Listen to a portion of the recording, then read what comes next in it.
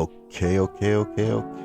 Welcome to your favorite teacher's favorite teacher podcast, where we delve into the inspiring stories of educators. We interview those in the education profession to discover which teachers left a lasting impact on their lives and propelled them to embrace the noble profession that all other professions are born from. I'm your host, Mr. Stubblefield, guiding you through this journey of inspiration. We'll explore the day-to-day realities of being an educator, shedding light on the triumphs and challenges that shape the classroom experience. Join us as we uncover what it takes to be the favorite teacher of your favorite teacher. Okay. Welcome back to another episode of WDS Innovations presents your favorite teacher's favorite teacher. Now today, my special guest, well, we go back way back. Very long time. Very long time. I mean, it just shows our age. This guy has been my friend for as well. He is one of my oldest friends. And it just so happened that we both came into the same profession of education. And he has excelled way beyond where I am. He's doing fantastic things on the campuses that he's been on. And without further ado, I'll just let my boy introduce himself. You got the mic. Tell the audience who you are. Well, I'm Eian Preston. Like I said, Stubblefield and we've been knowing each other for a very long time. Since high school, and just been doing our thing, man. And it's a blessing and a privilege to be asked to come on the show, man. So I really appreciate that. As an educator, and I would just like to say, man, just through my career, I've just been a real relational person, whether it's with my kids, teachers, bus drivers, custodians, office workers. That's what's really been a great thing for me. And I kind of just got into education, just being inspired by some people when I was growing up, because believe it or not, and sometimes the best educators are the ones that are really rough. Yep. Coming up. So true. Rough coming up, and it's those teachers that come in and they grab a hold of you and say, "Get yourself together," and then once you start getting it together, and then you kind of take that same inspiration and bring it to your the people that you work with. So that's where I kind of got things going, but it's just a pleasure, like I said, just again, a pleasure to be here and, just take this time with your show and just share some of my experiences as an administrator, man, and as a teacher, and just And I do appreciate that, and I'm sure my audience will appreciate that as well. So why don't you tell the audience, how long have you been doing education? Well, how long have you been in education? Well, that's real easy, because I started in 2000, so it's easy to calculate. So my math people, you don't have to worry about me messing up. So I started in 2000. Right. Got straight out of college. And it's funny, Mr. Adams, who was my academic advisor at Prairie View, go Prairie View, PVU, but anyway. I was waiting to hear back from this one company I knew, because my pastor through this youth ministry, he was the supervisor there, and he was about to help me get on, and I interviewed, and I was still waiting. Okay. And he came and told me, he said, hey, Fort Bend ISD at the time, they said, hey, man, they're looking for teachers, And I was like, man, I ain't heard from this company yet. So I was like, hey, let's do it. So got into that, and I had a wonderful mentors. But I will say this, man, when I first got in, fresh out of college, and I know everybody may have experienced this. So I come in, I'm like, hey man, what I'm supposed to do? What I'm supposed to teach? And they said, hey, they just gave me this big old notebook. Here you go. See you next week. Be ready to teach. And I'm like, okay, well, yeah. So that's kind of how I got into education. I was just given an opportunity, and I hadn't heard back from the job, and it just kind of just worked. And since I dealt with kids, and I just use that same energy that I'll talk about these teachers later, but that same energy that they gave me, I just put it together with the students, man, and just got after it. So that's kind of how that came about, how I got into teaching. Oh, that's great. But I will say this, loving teaching, doing it well. That particular company called me Really? in November. Really? They said, hey, are you ready to go? And I said, hey, I know that y'all want me to come on, man, but I love what I'm doing. Now, remember I told you, the pastor that was part of that ministry that I was in, Right. said, man, are you crazy? You know how much money you passing up? Oh yeah. And yeah. It just felt like the right thing to do, and I just stayed in it and just never. As you can see, I'm still doing it. Still doing it. Still doing it. And I love it. 23 years later. I love it. I love it. Love it. Love it, man. That's great. So you talked a little bit about your experience in coming into the education field. Can you tell the audience about like before, like once you got into the classroom, what that life was like, and now what that life is like as an assistant principal on your campus? And what's the difference between the two for any of the audience members who may be interested in becoming an AP? What advice would you give them? The advice. So you saying like when they first get into the classroom? Yeah, when you first came into the classroom, what was your life like as an educator first time you got into the classroom?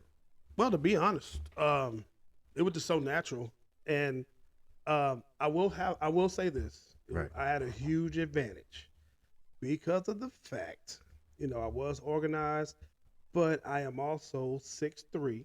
And at the time, I'm a big fella now. But at the time, I was 6'3", 311.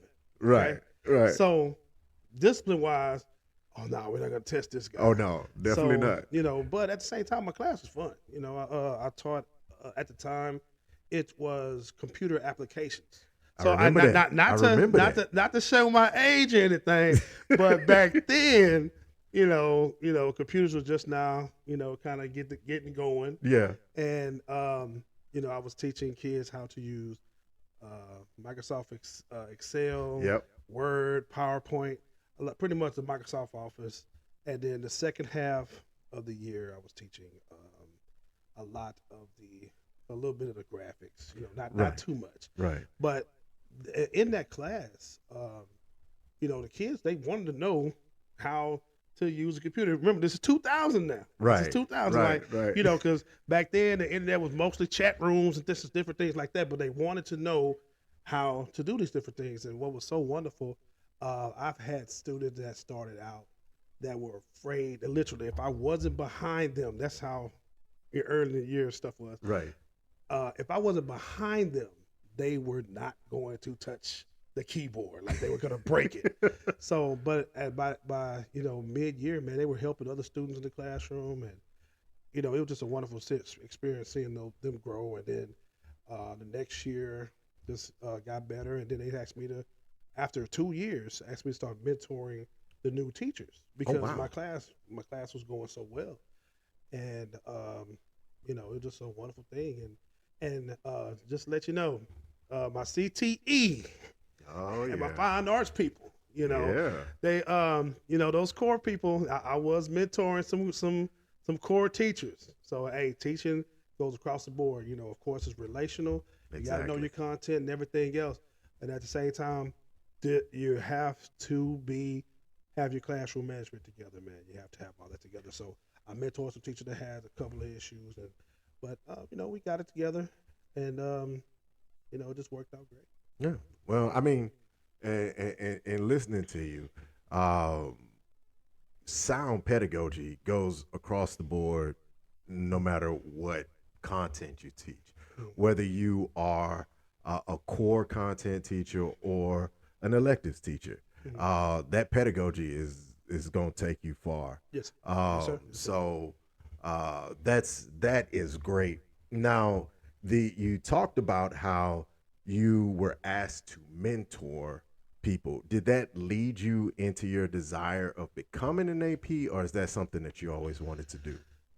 Honestly, when I started mentoring those teachers and I saw, um, those teachers, they were having trouble, organizing the classrooms, and you know, it was also a way for those principals that saw them having a little trouble. Hey, Preston, put them under your wing. Show them how to do this, and their class got better. And I'll walk in there and say, hey, this is what I'm seeing. Hey, you might want to change your, seating chart because this fella right here, this and that. And they'll come through, and I'll go over some things with them. But honestly, what made me want to become an assistant principal um, was actually through athletics. Oh yeah, Coach Yeah, Coach Preston. yeah, yeah, I coached many years while I was teaching, and for new teachers coming in, some people they want to shy away from it because when they're asked to do it, but it just seemed like it just fell in with me right off the bat. I coached and I taught like just right off the bat, but after I did it for so many years, and what inspired me was I was also the recruiting coordinator at the last school I was coaching, Right. and I helped um, some kids get into foot to colleges athletically. But the issue was what made me want to get in that classroom is a lot of our kids that at that particular school Mm-hmm. that did well athletically, they flunked out after the first year. Oh man. So I was like, well, how can I? I was a leader as far as athletically, so I wanted to be more of an instructional leader. Right. And I used to work with those guys, get with teachers, to help them pass the SAT. But when they got to school, one of my a story. I don't know if y'all got time to hear it. But Go one of my ahead. biggest heartbreaks was I really helped one student get to school, and um, the coach called me and told me he's like, "Hey man, this kid's a wonderful athlete. He's an offensive lineman, so I really pushed him, but he was unsuccessful." And I talked to him. I said, "Hey man, what happened, man?" What he told me was, he said, "Well, coach, man, when I was in high school, I just wasn't really good in English. He was a Hispanic kid, Okay. so he wasn't too strong in English, but because he behaved and had good behavior, Oh yeah, we see that the a lot. teacher just passed him. Yes. So he wasn't strong with writing papers, and a lot of things like that. So he failed English, and the way athletics went, you could only make up like 6 hours for in the summer Right. but that's what messed him up. That made him ineligible coming to the next year. And he was supposed to start at that particular school. So with that, I'm like, man, what needs to happen in order for you know what can I do to help on the next level to try to help those kids you know get there and stay there. Right. So and combined with some other things, I started doing my stuff to work on my masters, and then I became an assistant principal. And honestly, the role was quite a bit different. A It bit is. different because I was not an instructional leader in the beginning Okay. as an administrator. 'Cause Right. I'm gonna be honest.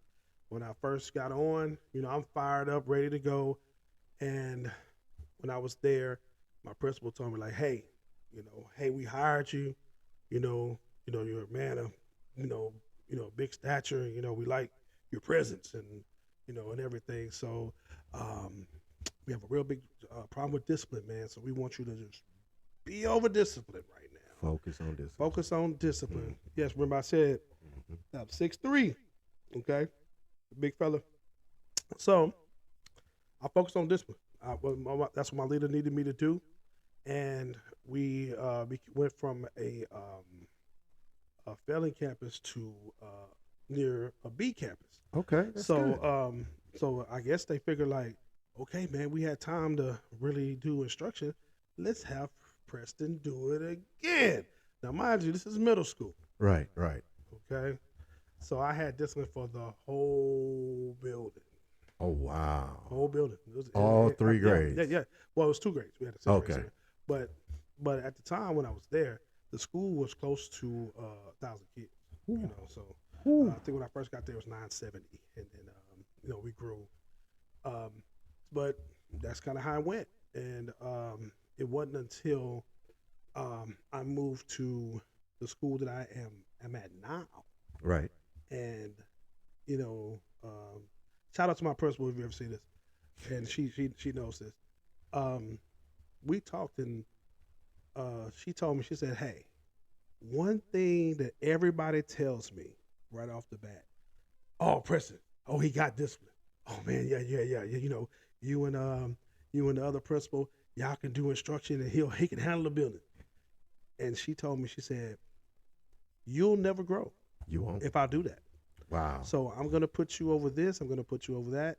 And when I tell you, I'm over it, and I'm learning, and I'm learning in a fast pace, and I feel that's good for me because I'm starting to catch up where before, Right.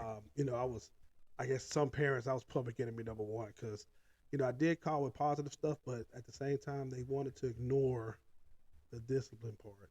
Yes. And their kid, I'm like, hey, I'm not calling you every day because, just to mess with you, but your kid is doing this, and we need your assistance, and it is what it is. But at the same time, I feel that my mission and helping teachers in the classroom, being that instructional leader, and being relational with kids, and that's going to help the kids, be stronger instructionally.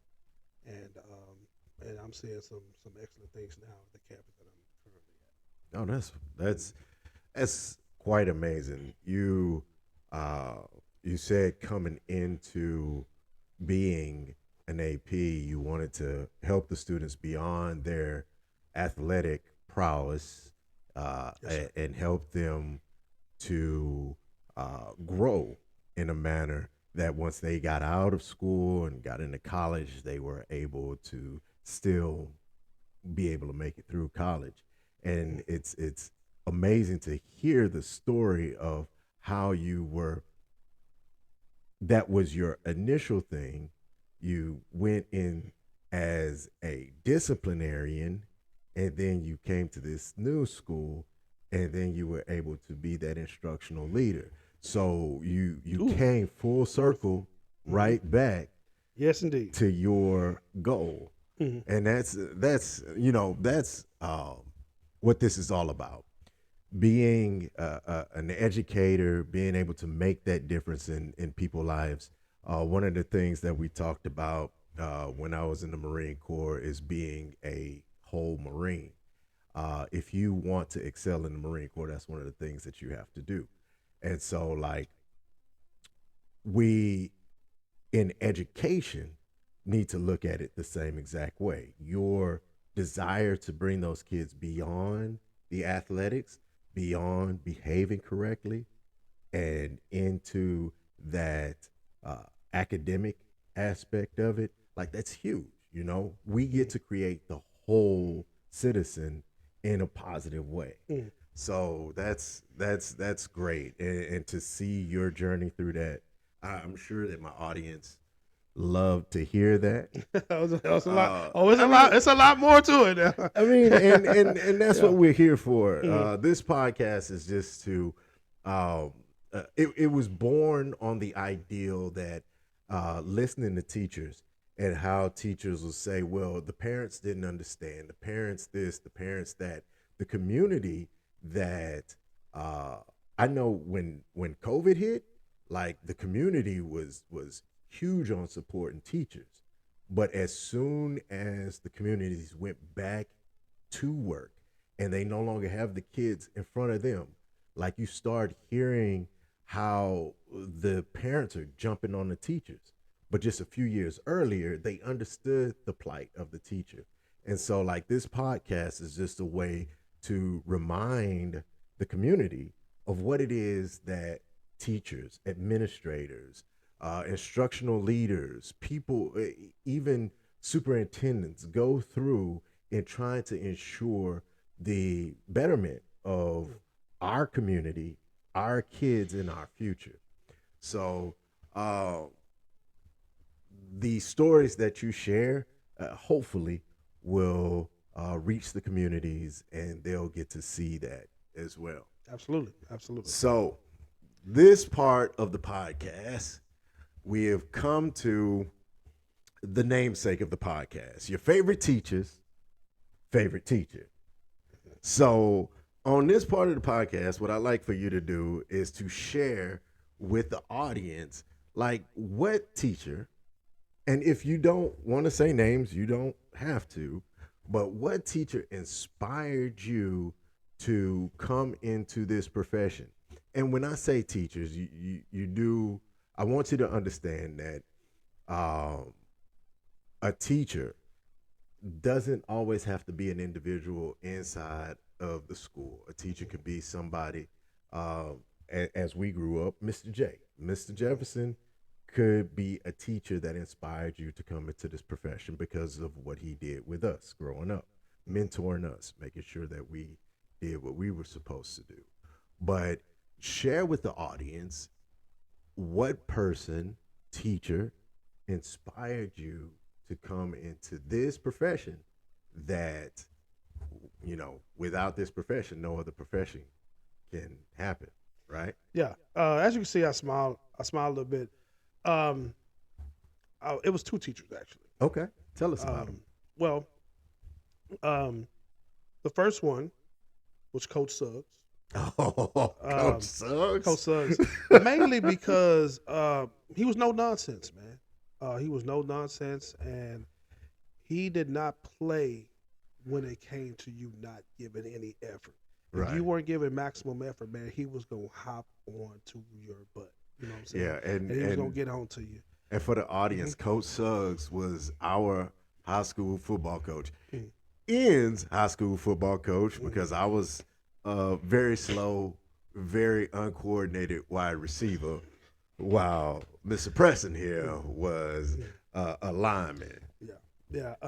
And I would have to say, even now, if I call Coach Suggs, man, he's willing to help in any which way. Right. And it's because of him I ended up in Prairie View.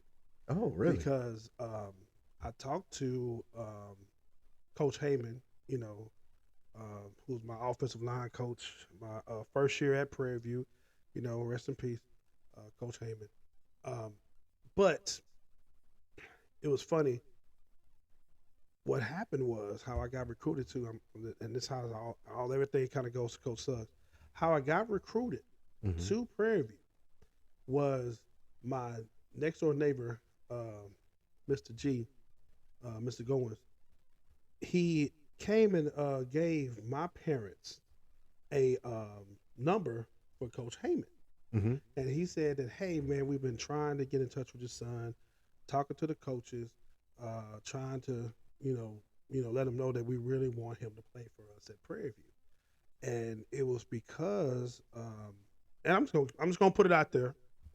And they told me that the coaches weren't talking to him because at that particular time, Prairie View, you know, they weren't winning at the time. They were not. They were not winning at the time. But they saw something in me and wanted, you know, me to be a part of their team. And Coach Suggs said, hey, y'all need to look at Eian Preston. Look at Eian Preston. You know, he'll be a good fit for your team. And I went to Prairie View, uh, got the scholarship, and I was on the team that broke the losing streak. The Broke the losing team. streak. Okay, but but he was very That's instrumental. history. He was very instrumental as far as what I do now and how I got to where I was, and also Miss Williams, Okay. Miss Stewart, then Williams. You know how it works. You know how things work. But at the time, it was Miss Stewart. She was my choir teacher. Okay. Okay, and I was just a regular kid. Just not, just regular kid. Wasn't really talked to about college or anything like that. And at the time, she just took notice that that I had a really good voice and could sing. Yes, a big guy. Yeah, he Sing. got skills. Man got pipes. Yeah. So she helped me with my singing. I had a little group and everything. But the thing that happened was, man, she pushed me to go into solo ensemble. Okay. And like I said, I was just a kid that went to school and went home. That wasn't, and until I played football. Right. But I got into that, and then she said, "Hey, these schools there's a lot of schools that's giving scholarships for choir." Okay. So she sent me to this thing, and I can't remember one of the first schools. It was somewhere on the East Coast, but my mom didn't want me to go there. Right. But I guess Prairie View was just meant for me. She set up a choir tryout for Really? Prairie View. Really? Yeah. And I tried out for them, and they offered me a full choir scholarship. Wow. Look at that. Now, see, so the thing is, but, I told them also that I was going to play football. They said, well, hey, here's the deal. You have to decide because, music, it takes a lot of your time. It does. If you're going to do football or you're going to do music. So we want to offer you, but, you decided, and I chose football, But at the same time, I had two opportunities. That's amazing. I had two opportunities. And when I say they were very instrumental in me, because like I said, I was just what y'all consider a kid that was in the third quarter, third right. quarter, one of the kid that kind of disappeared at the end. Mm-hmm. What was crazy, and I'll admit this, no one talked to me about college in high school. Wow. No one. Wow. But I did get a lot of calls from recruiters. Mm-hmm. I think they gave my number to like different, like Army recruiters or whatever. Right. And they just said, "Oh, no, he going in the military. He ain't doing nothing." But they pushed me to go to school, man, and the rest is kind of history, man. And I just thank them for believing in me, and I think that's another reason why. Now everything we talked about going full circle. Right. When I was a recruiting coordinator, Mm-hmm. my ultimate goal, like me, was, hey man, we trying to get you out of the hood, away from home. We gonna find a school that is going to give you money to play. Right. And I'm gonna tell you, we got eliminated the first round of playoffs one year when I was recruiting coordinator, and we got 7 kids college scholarships. Whether it was, at the time it was like what people considered like FCS, but it was like 1AA at the time. Okay. And then we had some Division II, and then we had some JUCO, and it was an NAIA school. But we were like, hey, we gonna find somewhere for them to play. And what the athletic director said at the time, that was recruiting coordinator, was he said it when we did the signing. Mm-hmm. The team that went undefeated that year that was in our district, they only signed 2 people, one for Kansas and one for Midwestern. And they said that it's very impressive how, heck, I was at Eastern Hills. So that we got 7 kids scholarships to go to school. That is impressive. And but yeah, that's my goal, man. I'll man, look, I found a kid a NAIA scholarship That kid, NAI, what is the that's like NIS scholarship? it's like if you want to say like Christian schools, like Okay. what you would call like Langston is NAIA and a couple other schools, but it was Bacone. Okay. And when I tell you that kid, his senior year had 4 catches and a kickoff return. And when I tell you I made that highlight film look like he was the fastest kid because he took off on that kickoff return. But like I said, it was just my goal to get him there. I said, hey man, he scored this on the SAT, he did this, man. And like my seniors, Right. I took them to my computer lab and we fill out. This was like before ghost centers were kind of really kicking off. Mm-hmm. Man, we filling out. Hey, what schools you want to go to? Hey, man, these are requirements. Hey, print out all of the SAT dates. This is what we got to do. This, and that. Man, we got them kids a place to go, man. And the thing is, it's because of how those 2 teachers just saw something in the kid, a little hood kid, Right. Right. and said, "Hey, man, we see something in them, and we're gonna make something happen for them." And that's why they were my favorite teachers, man. And that's why I gave the same effort that they gave towards me to help me get there. So Yeah. That's yeah, that's it, man. wow. And one of the huge things about all of this is that you, Miss Williams, Coach, like, we don't understand the legacy that we create until it's said and done for most of us. And some people don't even find out that they created this legacy, because that's what it is. Those Coach and Miss Williams both created their legacy in you, and that legacy multiplied out by every one of those kids that you touched, every last one of them that you put into college, you had a hand in doing, and that wouldn't have happened had they not did what they did. Absolutely, And absolutely. that's something that people got to know. They have to understand that the beauty behind your favorite teacher's favorite teacher, the impact of those people. And I guarantee you, Coach and Miss Williams had a favorite teacher that impacted them in that way. So, like, this legacy thing, to put it into words and to have it recorded in this podcast, like, this is a huge thing for me. So, with that being said, I like to end off the podcast with my one word or phrase that I like to pose to the guest. And then you just simply tell me your thoughts on it. Okay. Hopefully, it isn't too controversial.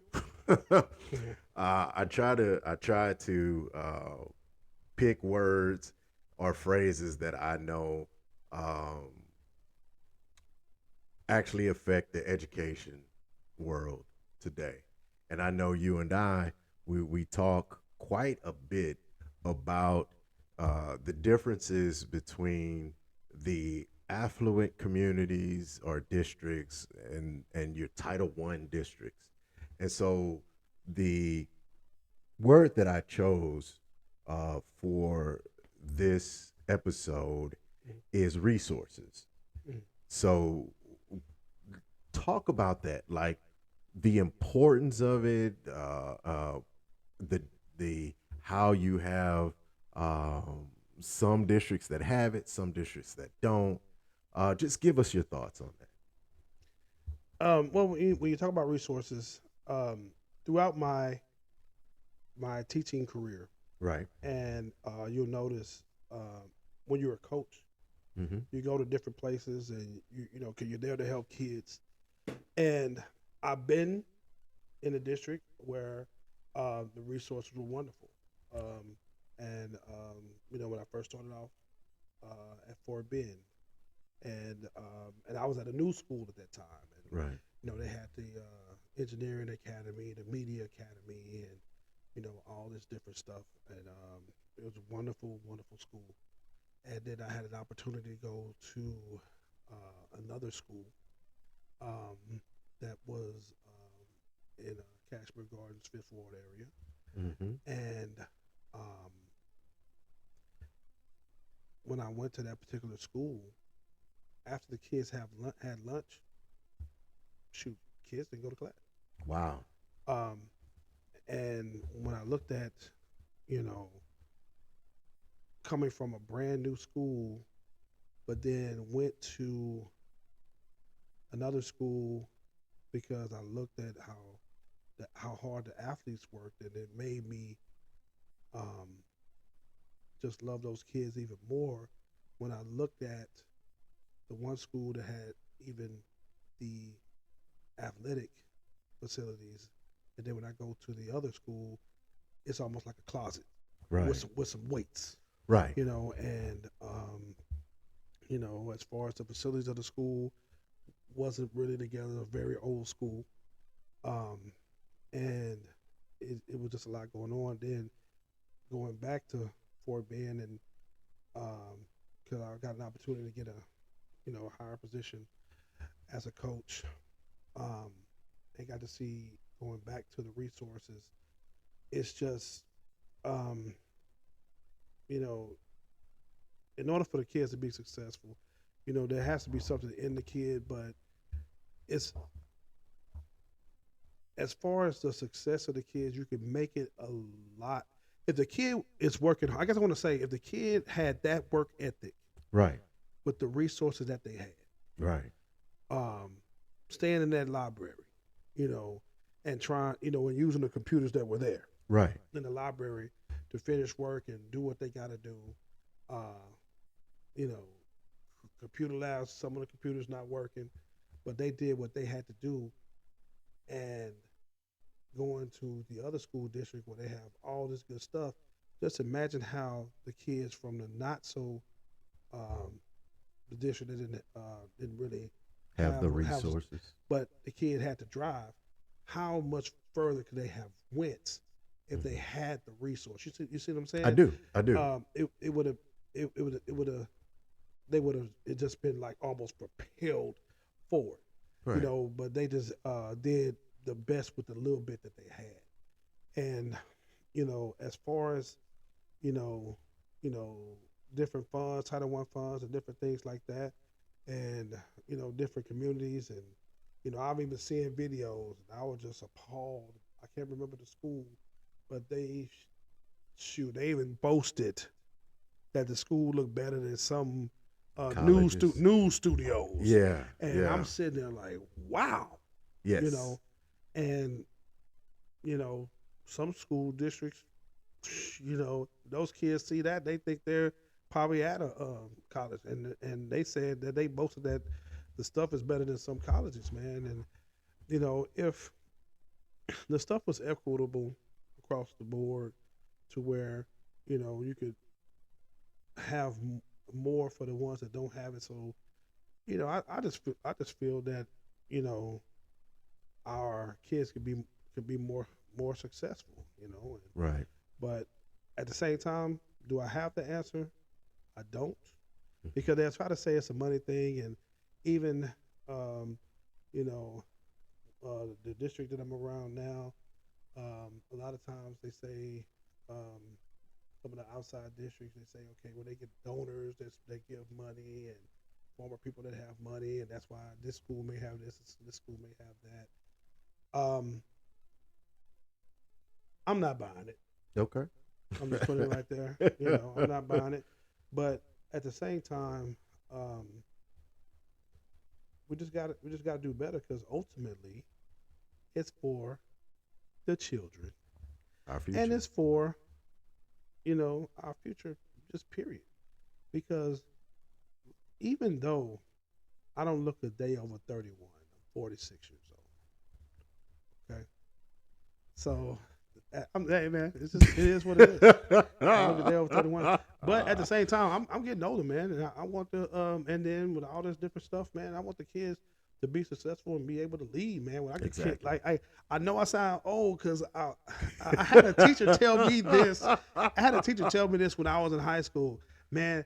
I want y'all to be able to take this thing over so I can kick back, and Yep. then y'all can take care of things, man. And now, nearing, you know, the latter part of Go. my career, and I'm not even tired, Right. but believe it or not, man, I could retire in 6 years, man. I've been in this thing so long, but Yep. I just feel like, man, I just got so much more to give to the kids, man, and Mm-hmm. it's not work when you love what you do. Exactly. Exactly. But at the same time, resources, man. We got to figure out a way to get that, man, to help our kids that have that drive but don't have those resources, like you know. Well, and I think you made a fantastic point with what the teachers used to tell you about uh, taking over. I talk to my teachers on a regular basis about uh, think about the kids that we service because they're going to be the ones that's leading this country here once we are unable to do things. You know, I look at uh, I look at my grandmother and the condition that she's in, and like she can't make decisions for herself.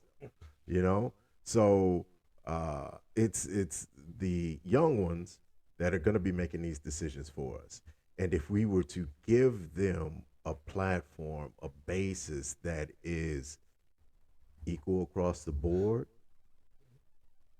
the ones that started from behind, imagine where they could be in the future. You know, we may have the next Elon Musk sitting in one of these Title I schools, but because they've never received the resources, he may never live up to his fullest potential. Or he may. We don't know. But let's try it out. Let's find out if we had those equal resources across the board for everybody. Let's find out Yeah, if that would yeah, help but them. we got brilliant kids all the way around. You may have one kid to look at something and they see one thing, and you have kids somewhere else Hmm. and see a whole different thing. Exactly. Um, um, for instance, I saw a video where they had some kid do an animation with the Legos, Wow. and they didn't have that much stuff to do it with, but it looked like it was professionally done. I was like, wow, this is phenomenal. Right. Um, and they kind of, when somebody saw what he was doing, and they kind of helped him out and gave him those resources. Exactly. But you know, but he did the stuff with what he had, Hmm. and now they put a little clip of the stuff that he did in that new that Miles Morales movie. Oh, really? Yeah, Oh, that really? that guy, that kid. So Okay. it's just examples like that heck, if he was given, some people say, well, he had to start from somewhere, but at the same time, man, why can't he? Yeah. You get what you Exactly. I understand what do. I'm saying? I do. I do. But yeah, so that's what I got to say about the whole resources thing. Okay, and that's wonderful that uh, you feel that way because, like I said, kids are going to be the ones that's in charge and making sure that we are taken care of in the future, and that is huge. Let's give them a platform, an equal basis to propel themselves. And so, in closing, as we wrap up this podcast, I'm going to give you an opportunity to let the audience know where they can find you. And if you want any last closing words, uh, the floor is yours. Well, once again, my name is Eian Preston. I'll be sending the information over to Stubblefield. Um, so he'll probably put something at the end if you want to I reach am. me. I will. Uh, I will. but at the same time, I just want to say that whether it's a kid that you see, just give them an opportunity, give them a shot. Because, like I said, I was a kid that went to school, wasn't considered much, didn't do much. Actually, I did fight a lot, you know, and I made some mistakes as a young man. But just think, if those teachers wouldn't have steered me in a direction and gave up on me, I would not be here as a teacher helping other people's kids reach their dreams. Because you take away this is the example that I gave earlier. I'm not in the scene. Those kids don't get the opportunity to go to school because of the extra that I did for them. Mm-hmm. Like you said, it's a circle, you know. So my thing is never give up on anybody. You never know what they're gonna do, and understand this, man. Human beings make mistakes, man. They do. Do not give up on them. Keep pushing them. Keep doing what you got to do to make them the best that they can be. That's all I got. All right. Thank you, Mr. Preston. And hey, that's us signing out. Peace. Boy. Sir. Thank you for taking the time to listen to this episode of Your Favorite Teacher's Favorite Teacher podcast. If you have a story you'd like to share, please contact me at wdstubblefield@wdsi.us. Again, that is wdstubblefield@wdsi.us.